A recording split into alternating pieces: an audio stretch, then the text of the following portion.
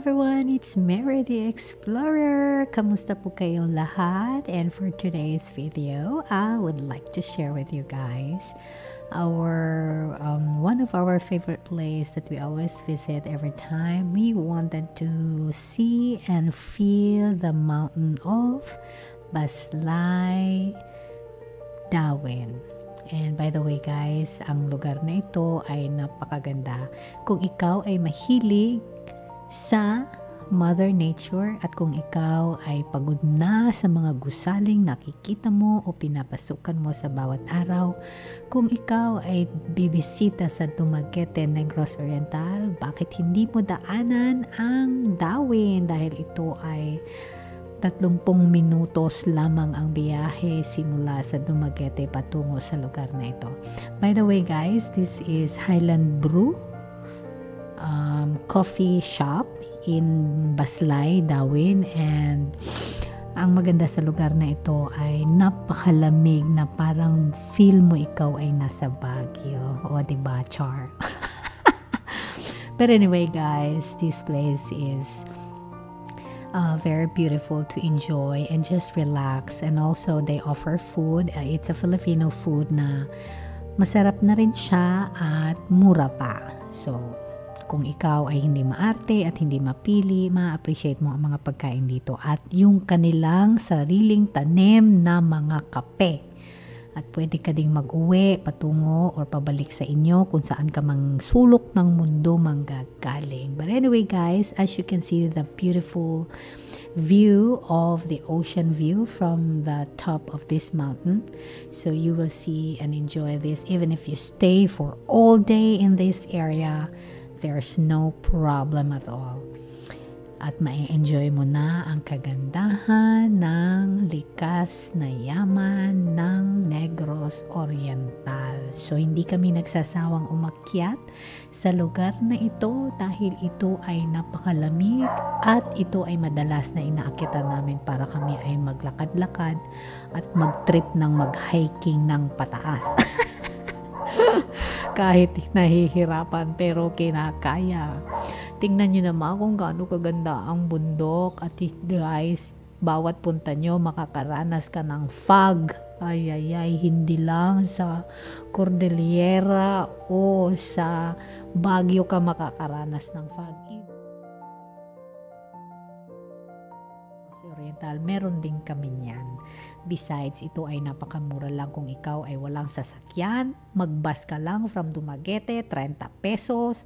Pagdating sa Dawin Proper Market, sumakay ka lang ng habal-habal.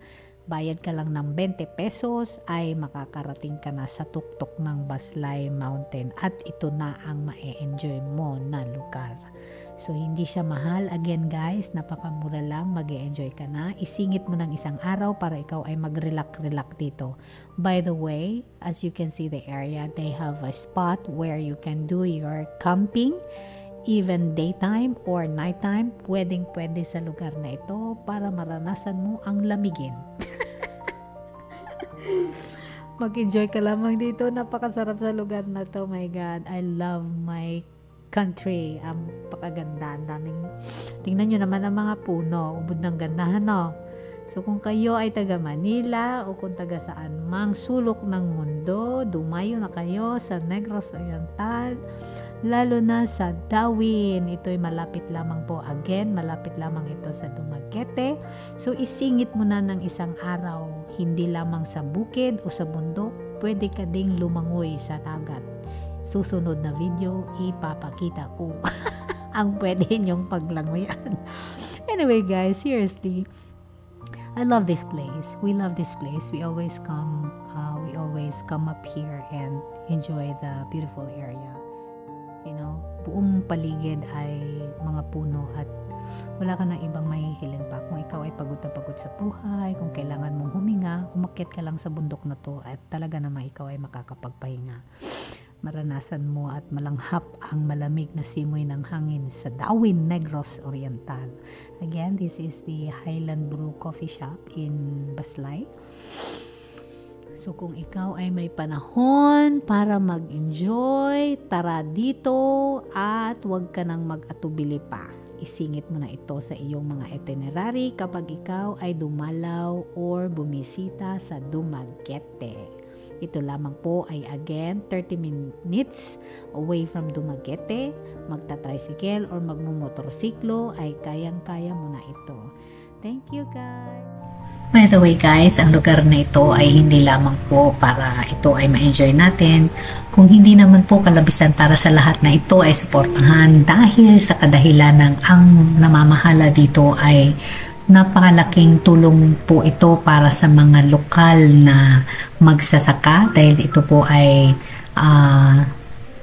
minimenta na ng mga magsasaka na nakatira sa mga barangay na sinasakupan ng lugar na ito. At higit sa lahat, hindi lamang po ang magsasaka ang nababahagi na ng pagpapala o hindi lamang po sila ang nag-enjoy sa lugar na ito. Bagkus ang lugar o ang management ay tumutulong sa mga estudyante na kanilang pinapaaral. So kung hindi naman po kalabisan sa inyo, tayo po ay pumisita para mag-enjoy at higit sa lahat makatulong. Let's go! God bless everyone! Bye! Thank you so much.